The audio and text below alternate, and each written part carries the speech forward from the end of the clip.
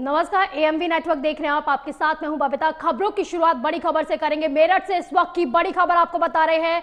मेरठ के दौरे पर आज प्रधानमंत्री नरेंद्र मोदी रहने वाले हैं, तो बड़ी खबर आपको मेरठ से बता रहे हैं, जहां पर मेरठ के दौरे पर आज प्रधानमंत्री नरेंद्र मोदी रहने वाले हैं। तो उत्तर प्रदेश से आज चुनावी शंखनाद करेंगे।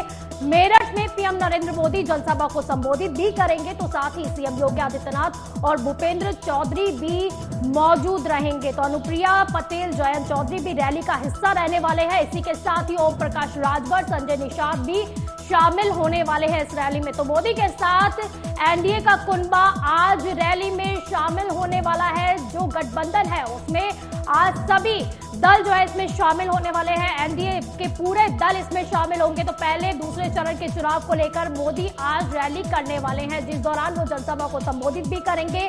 दोपहर 2:45 पर दिल्ली से पीएम नरेंद्र मोदी रवाना हो जाएंगे और इसके बाद 3:15 पर मेरठ जनपद भी पहुंचेंगे पीएम नरेंद्र मोदी। तो 3:25 बजे जनसभा स्थल के मंच पर पहुंचेंगे पीएम नरेंद्र मोदी, जहां पर 3:30 बजे से 4 बजे तक वो जनसभा को संबोधित भी करने वाले हैं। तो 4:35 पर वो मंच से हेलीपैड जाएंगे और फिर प्रधानमंत्री नरेंद्र मोदी आज उत्तर प्रदेश में अपने चुनावी रैली को संबोधित करने वाले हैं। यानी कि चुनावी रैली का आगाज हो गया है, क्योंकि हालांकि इससे पहले भी चुनावी रैलियां की जा रही थी, लेकिन इसके बाद कहा जा रहा था होली के बाद ये काफी आक्रामक दिखाई देंगे।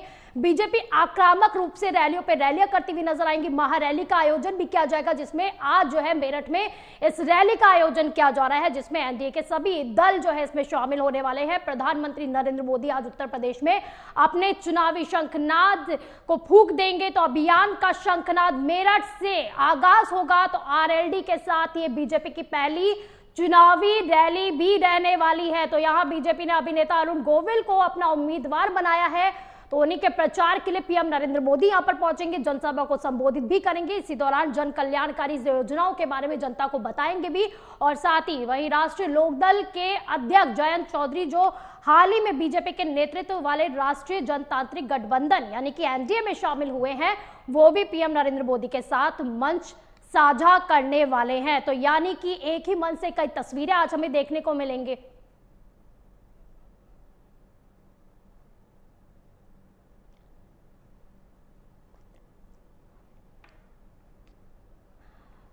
तो 15 साल बाद आज जो है मंच साझा करेंगे जो है पीएम नरेंद्र मोदी आरएलडी के साथ। तो काफी ज्यादा देखने वाली भी चीजों की तस्वीरें देखने को मिलेगी, यानी कि एक मंच पर दो बड़े चेहरे दिखाई देंगे। तो मेरठ के दौरे पर आज पीएम नरेंद्र मोदी रहने वाले हैं। उत्तर प्रदेश से चुनावी शंखनाद का आगाज हो जाएगा। तो वहीं मेरठ में पीएम नरेंद्र मोदी जनसभा को संबोधित भी करने वाले हैं। यानी कि आज जाट लैंड में पीएम नरेंद्र मोदी शंखनाद, चुनावी शंखनाद फूंक देंगे। और वहीं पर इसी बीच जो बड़ा चेहरा कहा जाता है जयंत चौधरी भी इस दौरान मौजूद रहने वाले हैं। तो मेरठ में पीएम नरेंद्र मोदी आज जनसभा को संबोधित भी करने वाले हैं।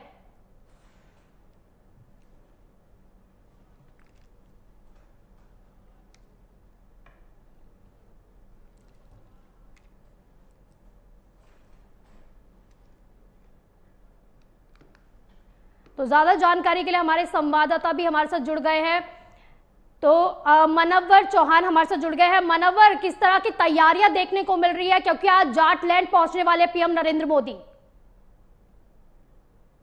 उत्तर प्रदेश को जाटलैंड कहा जाता है और प्रधानमंत्री नरेंद्र मोदी मेरठ से तीसरी बार लोकसभा चुनाव का आगाज करने जा रहे हैं। क्योंकि 2014, 2019 और अब 2024 में जो देश के प्रधानमंत्री हैं नरेंद्र मोदी यहीं से शंखनाद फूंकेंगे। क्रांति धरा मेरठ को माना जाता है और यहीं से वो हर बार चुनाव का शुभारंभ करते हैं। और आज उनकी पहली रैली है और वो भी पहली रैली है जहां जयंत चौधरी और उनके जो अन्य भाजपा के अन्य साथी हैं, वो तमाम जो राष्ट्रीय अध्यक्ष पार्टियों के वो शामिल होंगे। पश्चिम उत्तर प्रदेश को साधने के लिए रैली स्थल मुजफ्फरनगर और मेरठ के बीच में बनाया गया है, जिससे कई सीटों को साधा जा सके, कई जिलों को लोगों को बुलाया जा सके। खासतौर से 15 साल की हम बात कर रहे थे, 15 साल बाद राष्ट्रीय लोकदल देश के प्रधानमंत्री नरेंद्र मोदी भाजपा के साथ 2014 में राष्ट्रीय लोकदल के अध्यक्ष हुआ करते थे।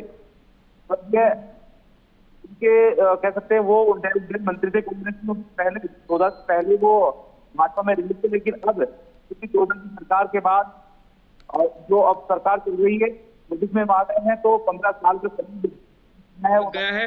ऐसे में राष्ट्रीय लोकदल की कहीं ना कहीं अग्नि परीक्षा है कि पश्चिम उत्तर प्रदेश में जो 2 सीटें उनको मिली हैं वो किस तरह से इनको निकालेंगे। लेकिन पश्चिम उत्तर प्रदेश में मेरठ, मुजफ्फरनगर, बागपत, शामली, इसके अलावा जो बिजनौर की सीट है, इन सभी सीटों के मतदाताओं को, नेताओं को साधने के लिए प्रधानमंत्री आज यहां से संवाद कर रहे हैं।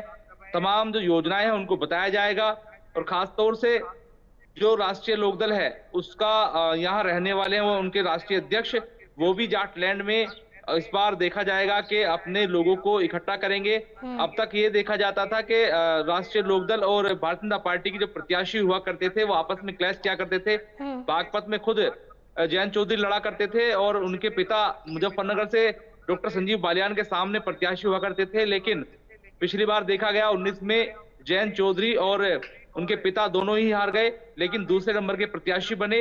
अब राष्ट्रीय लोकदल और भाजपा कहना यह है कि हम पहले और दूसरे के प्रत्याशी रहा करते थे, लेकिन अब विपक्ष हमारे सामने नहीं टिकेगा।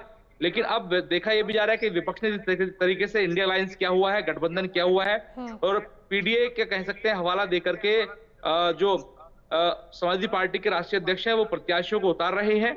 मुजफ्फरनगर में जाट जो समुदाय से आते हैं, संजीव बालियान केंद्रीय राज्य मंत्री, उनके सामने जाट समुदाय के ही हरेंद्र मलिक जो कि कई बार के सांसद हैं, उनके बेटे वर्तमान में विधायक हैं, उनको उतारा गया है।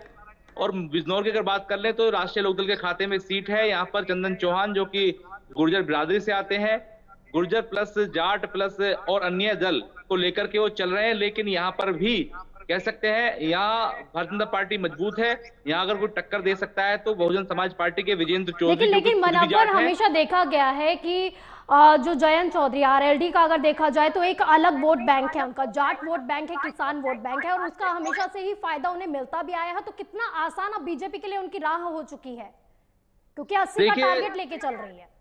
राष्ट्रीय लोकदल यूं तो किसानों की पार्टी कही जाती है, और इसी मुजफ्फरनगर के अंदर कह सकते हैं भारतीय किसान यूनियन तोमर, कई सारे ऐसे जो किसानों के संगठन है जो काम करते हैं, और राष्ट्रीय लोकदल भी पश्चिम उत्तर प्रदेश में काम करता है।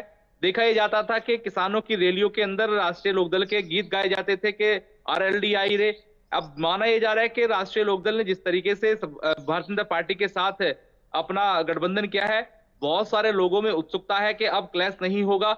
लेकिन बहुत सारे ऐसे लोग हैं राष्ट्रीय लोकदल से जुड़े हुए जो खफा हो गए कि आपने ऐसा क्यों कर दिया, जिस पार्टी को हराने के लिए हम मैदान में आते थे उसी से हाथ मिला लिया।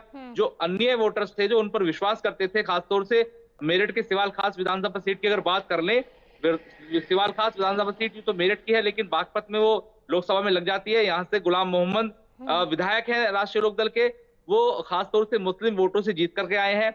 अब यहाँ इस इलाके में राष्ट्रीय लोकदल के जो विधायक हैं उनके खिलाफ गुस्सा लोगों में आक्रोश पैदा हो रहा है कि आपने ऐसे कैसे हाथ मिला लिया, हम आपको वोट करते हैं। तो इस तरह की चीजें भी देखने को मिल रही हैं। लेकिन उन सबको समेटने के लिए, मनाने के लिए ये रैली की जा रही है, और इस रैली में सभी को आमंत्रित किया गया है। मुस्लिम समाज से भी बहुत लोग यहाँ पहुंचने वाले, क्योंकि किसान वोट बैंक जो है हमेशा से ही आरएलडी के साथ रहा है, जयंत चौधरी के साथ रहा है। तो क्या कहा जाए, इस बार जो किसान वोट बैंक है वो भी छट सकते हैं, क्योंकि किसान पहले से बीजेपी से काफी नाराज चल रहे हैं एमएसपी को लेकर और अन्य मांगों को लेकर। देखिए, भारतीय किसान यूनियन के राष्ट्रीय अध्यक्ष और राष्ट्रीय प्रवक्ता राकेश टिकैत मुजफ्फरनगर में ही रहते हैं, और मुजफ्फरनगर से सटा हुआ प्रोग्राम हो रहा है। तो अभी जो एमएसपी की मांग को लेकर के प्रोटेस्ट चल रहे थे, अभी भी चल रहे हैं, तो उसमें राष्ट्रीय जो कह सकते हैं भारतीय किसान यूनियन ने ये कहा था कि हमारी मांग मान ली जाए, हमारी कोई दुश्मनी किसी भी सरकार से नहीं है, सरकारें सब एक जैसी होती हैं। तो उन्होंने ये भी आह्वान किया, ये भी कहा अपने लोगों से कि आप कहीं भी वोट कीजिएगा, हमारा कोई दबाव नहीं है, राष्ट्रीय लोकदल के साथ जाइए, भाजपा के साथ जाइए, इंडिया अलायंस के साथ जाइए, अपना अपना सभी का विवेक है। अगर किसानों को पसंद आता है कि भाई राष्ट्रीय लोकदल और भारतीय जनता पार्टी उनकी आवाज को उठाने के लिए इस बार जो प्रोग्राम हो रहा है खासतौर से किसानों को ही केंद्रित किया जाएगा, उठाने के लिए वो प्रोग्राम कर रहे हैं, या वो अब इस बार जो कह सकते हैं प्रगतिशील है, तो कहीं ना कहीं किसान जुड़ सकता है। लेकिन कुछ किसान नाराज भी है, जो किसान लगातार मुकदमे झेल रहा है, कई किसानों की मृत्यु हो गई थी, ऐसे में उनके परिवार नाराज है।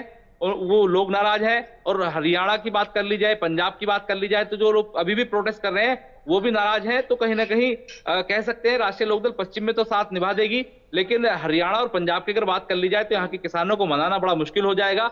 हरियाणा में हालांकि भाजपा की सरकार है, लेकिन अगर पंजाब की बात की जाए तो आम आदमी पार्टी की सरकार है।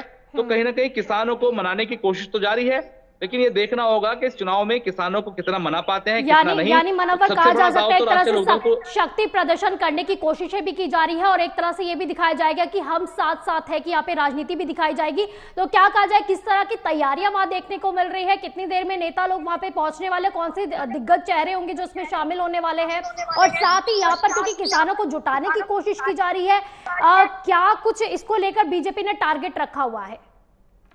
देखिए, जो प्रोग्राम है खासतौर से किसानों को जहन में रखकर ही रखा गया है। और चूंकि जाटलैंड के साथ साथ ये कह सकते हैं हरित क्रांति के नाम से भी ये इलाका मशहूर है, क्योंकि यहाँ पर बड़ी तादाद में खेती किसानी होती है और बड़ी तादाद में किसान यहाँ पर निवास करते हैं। तो ऐसे में इस इलाके को इसीलिए चुना गया है कि किसानों को कहीं ना कहीं साथ लिया जाए। और प्रधानमंत्री करीब 3-3:30 बजे यहाँ पहुंच जाएंगे और 90 मिनट का उनका कार्यक्रम रहेगा। इस बीच ही उनके साथ राष्ट्रीय लोकदल के अध्यक्ष रहेंगे और उत्तर प्रदेश के मुख्यमंत्री रहेंगे। इसके अलावा हरियाणा के मुख्यमंत्री रहेंगे, राजभर रहेंगे, अनुप्रिया पटेल रहेंगी। जितने भी सहयोगी दल हैं, उन सहयोगी दलों के राष्ट्रीय अध्यक्षों को यहाँ पर बुलाया गया है। हर समाज के राष्ट्रीय अध्यक्ष यहाँ पहुंचेंगे, तो सभी को साधने की कोशिश जारी है। लेकिन देखा यह जा रहा है कि यहाँ पर दलितों को, किसानों को और मुसलमानों को किस तरीके से यहाँ पर जो है समझाया जाएगा, बताया जाएगा, ये आने वाले वक्त में पता चल जाएगा। लेकिन माना यह भी जा रहा है कि मुस्लिम भी बड़ी तादाद में भारतीय जनता पार्टी के साथ है, लेकिन कहीं ना कहीं ठाकुरों में, जो हिंदू ठाकुर हैं, उनमें नाराजगी देखी जा रही है टिकट वितरण को लेकर के।